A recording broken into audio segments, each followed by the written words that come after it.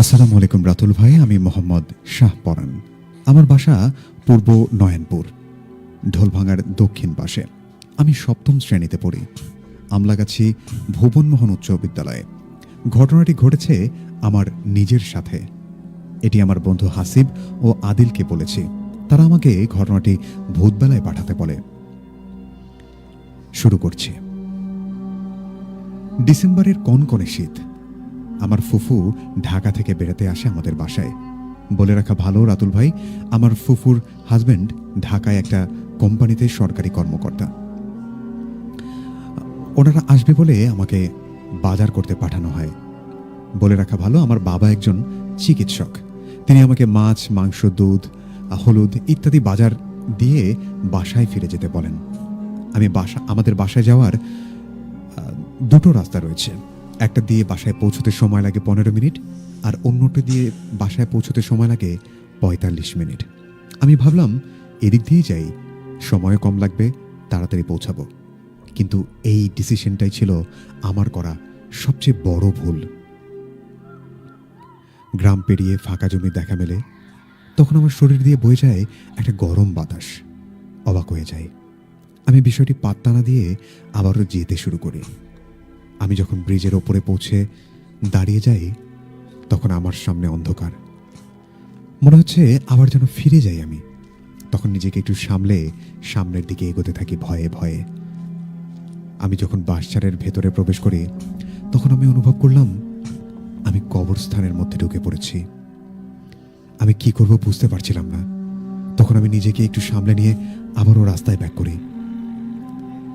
আবার যখন যেতে শুরু করি, বাসছাড় পেরিয়ে যাব, ঠিক সে সময় আমার গালে একটা সজোরে থাপ্পড় মেরে আমাকে মাটিতে ফেলে দেয় কেউ একজন। আমি অন্ধকারের মধ্যে লাইট মারতেই দেখি আমার আশেপাশে কেউ নেই, কিচ্ছু নেই। ভয়ে ভয়ে দাঁড়িয়ে সাইকেলটা উঠিয়ে আমি যেতে শুরু করি। তখন সামনে গিয়ে দেখি আমার বাড়িতে একজন দাদি, আমার বাড়ির একজন দাদি। আমি একটু সাহস ফিরে পাই। আমি তাকে বলি, কি খবর দাদি? সে কিছুক্ষণ চুপ থেকে কিছুটা পুরুষ কণ্ঠে বলে উঠল, আমার এখন মাথা গরম আছে, চলে যায় এখান থেকে। আমি ভাবলাম হয়তো রেগে আছে কোনো বিষয় নিয়ে, তাই আমি সেবারের মতো বাড়িতে চলে আসি। এবং বাড়িতে এসে দেখি যা দেখি তা দেখার জন্য আমি মোটেও প্রস্তুত ছিলাম না। আমি দেখি সেই দাদি যার সাথে আমার সেই জঙ্গল পেরিয়ে ওই নির্জন জায়গাটাতে দেখা হয়েছিল, তিনি আম্মুর সাথে কাজ করছে।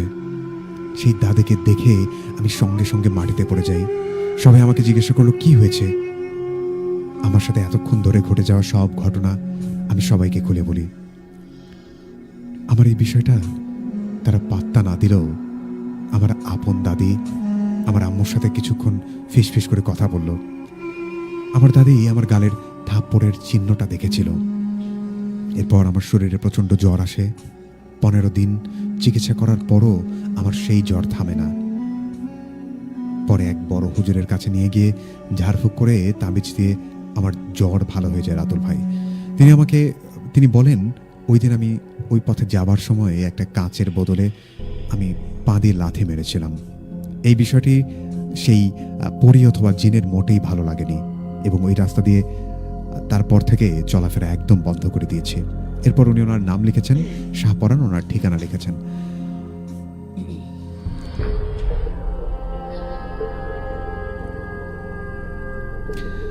ইয়েস লিসেনার, এই ঘটনাটি আপনাদের কার কাছে কেমন লেগেছে আমাদেরকে জানাতে পারেন।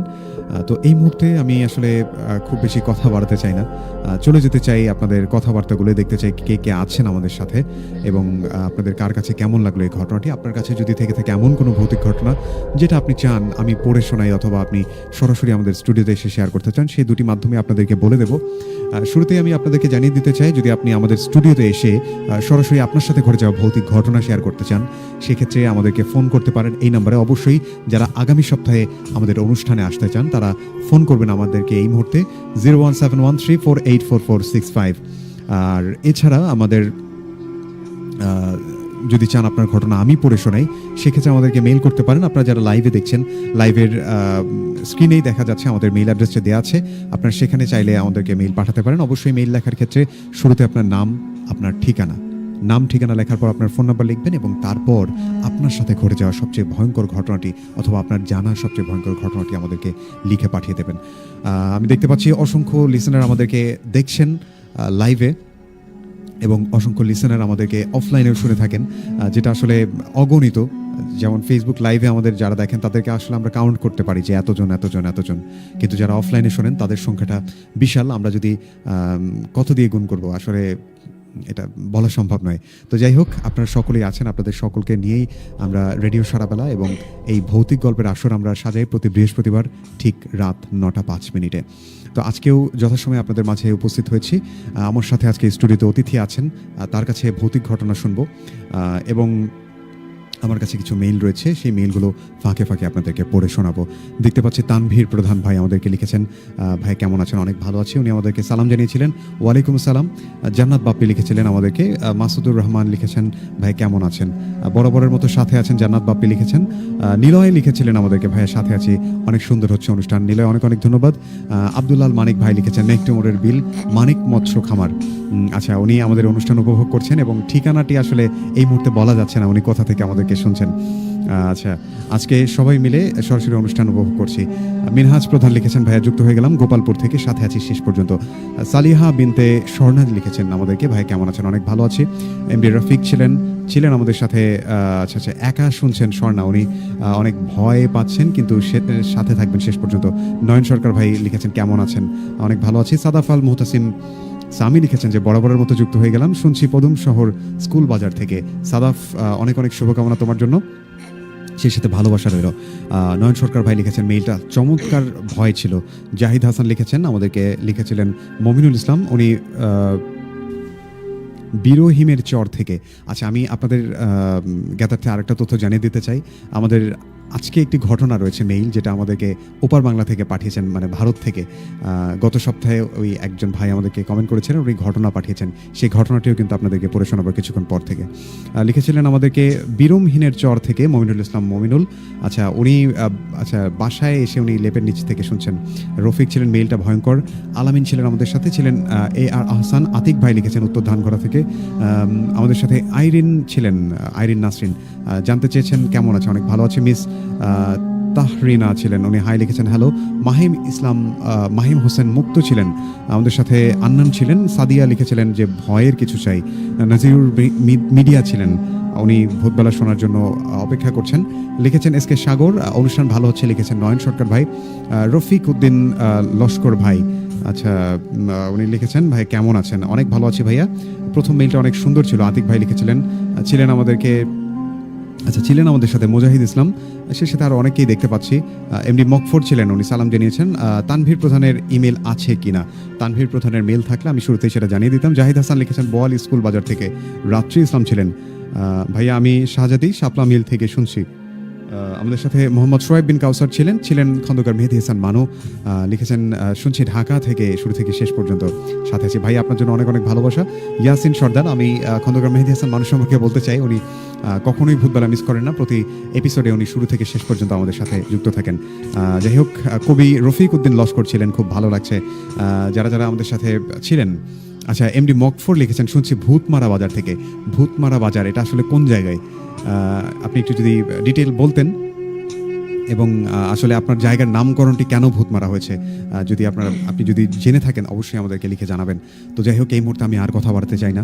আমাদের স্টুডিওতে অতিথি আছেন এবং অতিথির কাছে ঘটনা শোনার পর আমরা আবারও ইমেইলে যাব এবং তারপর আরও একজন ভাই আছেন আমাদের মাঝে, তার কাছে ঘটনা শুনবো। ভাই আসসালামু আলাইকুম। ওয়ালাইকুম আসসালাম। কেমন আছেন? আলহামদুলিল্লাহ ভালো আছি, আপনি কেমন আছেন? জি আছি আলহামদুলিল্লাহ। আবাবিল ভাই, জি আমরা আপনার থেকে কোন ঘটনা শুনবো আজকে? মেবি ঘটনাটা আমার নানুর সাথে ঘটা। জি। আজ থেকে 51 বছর আগে হবে। আচ্ছা। আমার মা জন্মের আগে। হ্যাঁ, আমার নানু আমার মার সঙ্গে এটা শেয়ার করেছে। জি। প্লাস আমার মা আমার আম্মু আবার আমার সঙ্গে এই বিষয়টা শেয়ার করেছে। ওকে। হ্যাঁ, এটা আমি অনেক এটা অনেক আমার মেধাতে রাখে দিছি, এটা কোনো এক সময় বলবো, প্রকাশ করব। হুম হুম। আমি এটা স্টোরিতে লিখছি আমার একটা ইয়েতে, জি। বুকে আমি এটা লিখছি আচ্ছা। যে এটা নিয়ে একটা ইয়ে করবো। হুম। রেডিওতে আসার একটা এই প্রোগ্রাম অনেক আগে থেকে একটা ইয়ে ছিল যে আসবো। যাই হোক, আজকে আমার আসার সুযোগ হয়েছে। জি। আমি আপনাদের মাঝে শেয়ার করতে চাই, দর্শকের মাঝে শেয়ার করতে চাই। জি। তাহলে এই গল্পটা শুরু হ্যাঁ, করা যাক, অবশ্যই হ্যাঁ? আমরা ঘটনা শুনবো। ঘটনাটা হলো আজ থেকে প্রায় হুম। 50+ হবে, 51 বছর আগে। আচ্ছা। আমার নানু যখন বিয়ে করে নেই, হ্যাঁ, জি।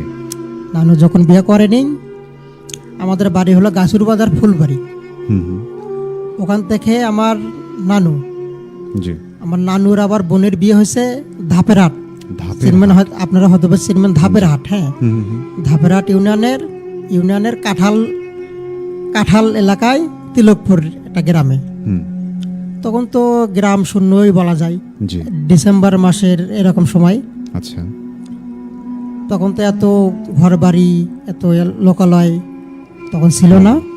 আমার নানু তখন, আগে তো এটা আমি এটা বলে না, এখন তো আধুনিক যুগ, আপনারা হাল, যাই হোক, যে লাঙ্গল, ওটা আর কিন্তু দেখা যায় না, হ্যাঁ, জি। ওইটা আর দেখা যায় না। রাইট। আমার নানু আমার বোনের বাড়ি থেকে একটা হাল, মানে দিনের বেলায় গরু আনছে, দুইটা, মানে হালের গরু আর কি, আচ্ছা। দুইটা আনছে। এখন দিনের